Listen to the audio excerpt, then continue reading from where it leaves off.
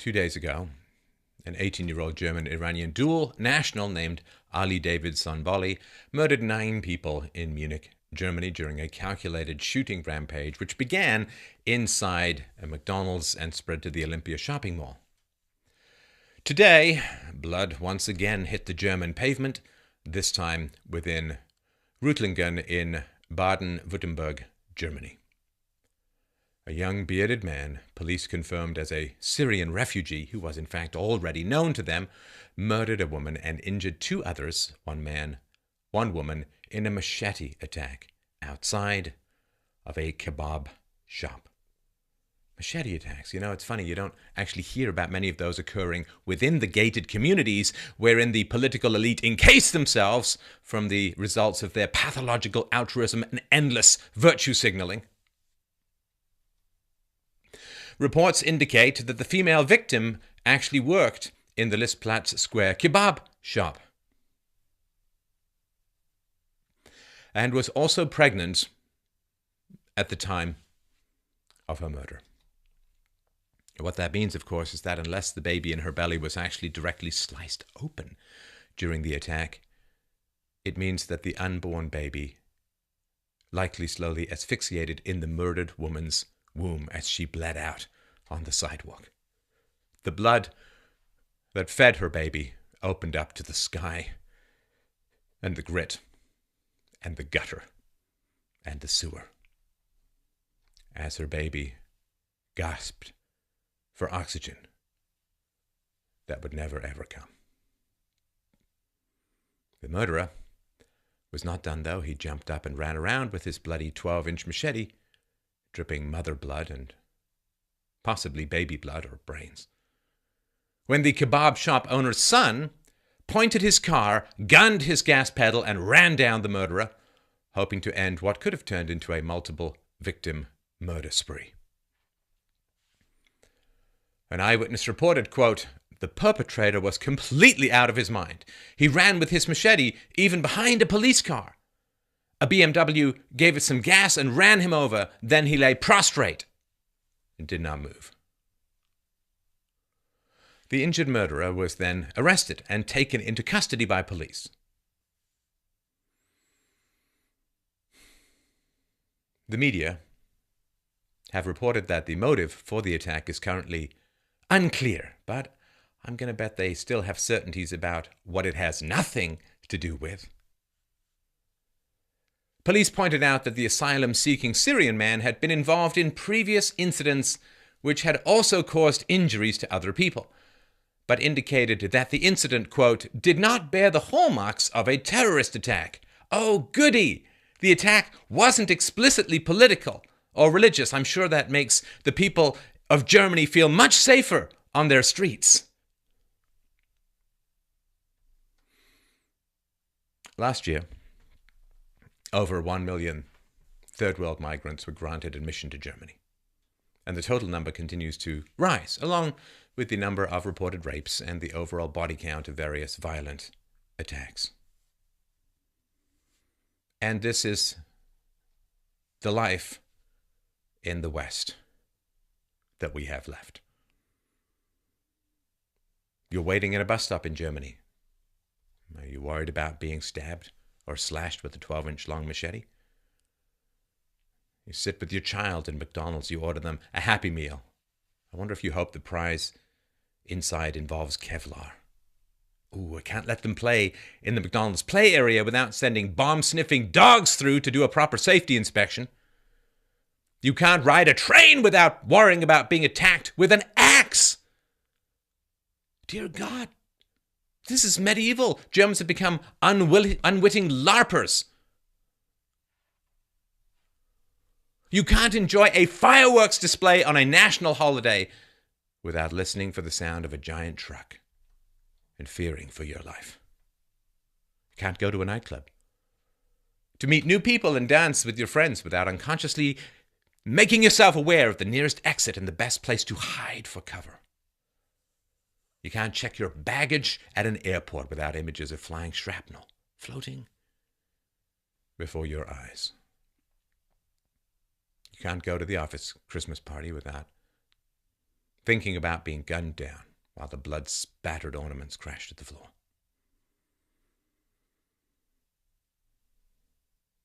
Every one of these attacks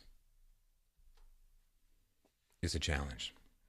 But this is what I want you to get from this one. This is the main point. I really, really want you to imagine this. Look, I've been running this philosophy show for 10 years. You can go back and look at my archives, fdrpodcasts.com. See how many times, say, over the first half decade, I talk about machete attacks or terrorist attacks or truck attacks. Now look at my feed. I did a show yesterday on this. I'm doing a show today, and I'm beginning to believe that I may well end up having to do a show every single day on these attacks until the end of Western civilization or the reawakening of the Western mind. Can you imagine these things happening every day, every week, seemingly every moment? Can you imagine the reaction of the media if white extremists were committing these attacks?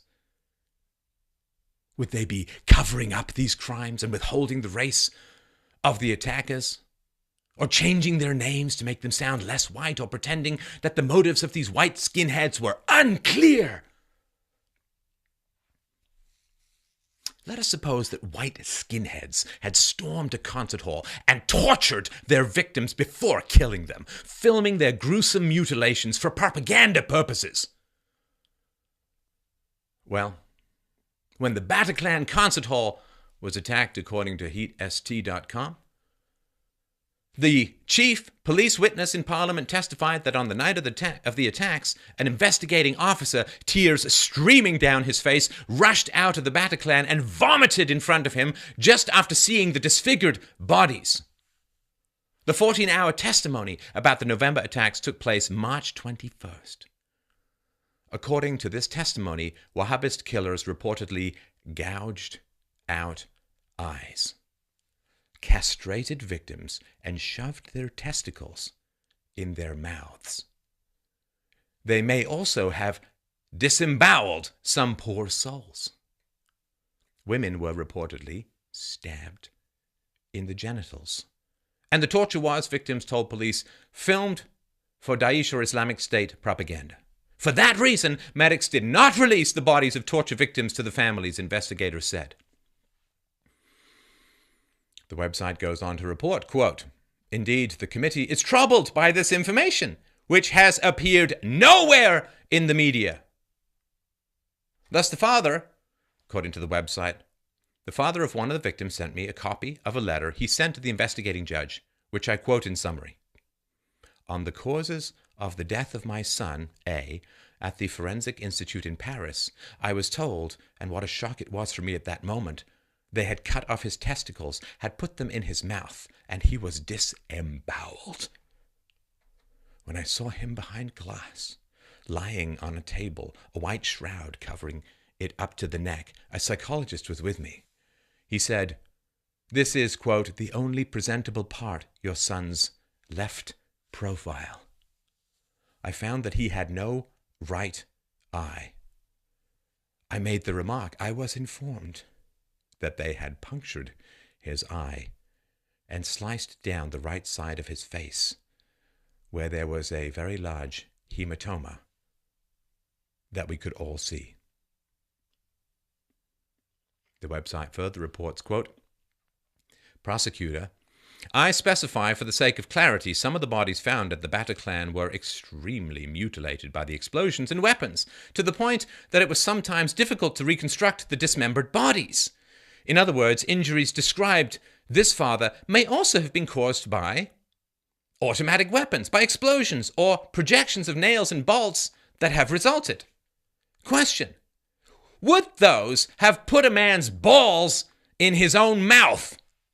Prosecutor: I do not have that information."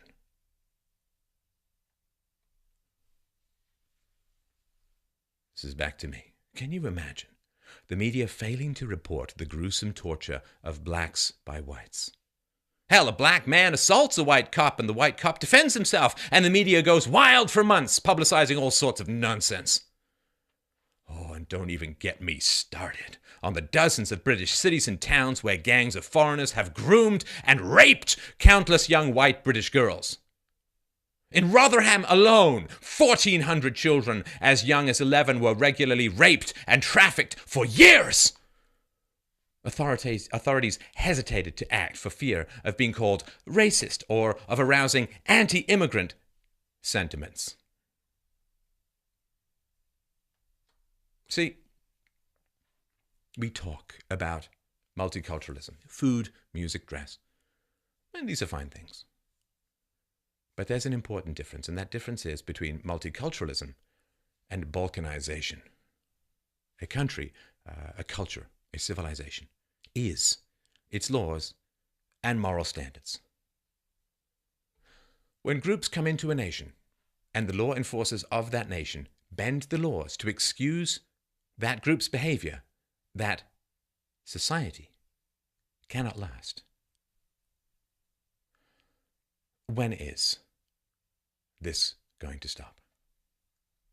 When are political leaders going to be held accountable for their decisions, the decisions that they themselves rarely have to live with, but the average citizen does? Because the blood flowing through the streets of Germany, France, Belgium, the United States, and many other countries has grown from a trickle to a steady flow. Over time, it may become deep enough to form an ocean wherein your civilization, your freedoms, your savings, and your children may drown. You cannot, you must not let this stand. You can make a difference. You have a voice. Your peaceful action is required now. Nothing is a higher priority than preserving your culture, your freedoms. Your ancestors fought to liberate you and keep you safe and free. Your children, born and unborn, rely on you for the same duty. Do not fail them.